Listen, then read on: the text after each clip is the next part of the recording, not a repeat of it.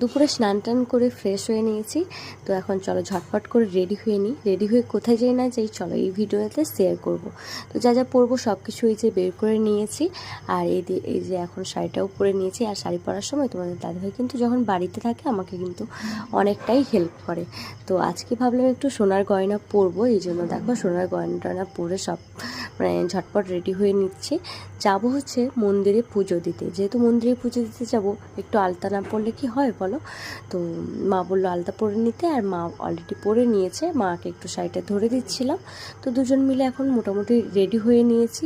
আর পুজো দিতে যাব, যা যা ফল প্রসাদ লাগবে তো মা ওইগুলো সব রেডি করে নিয়েছিল।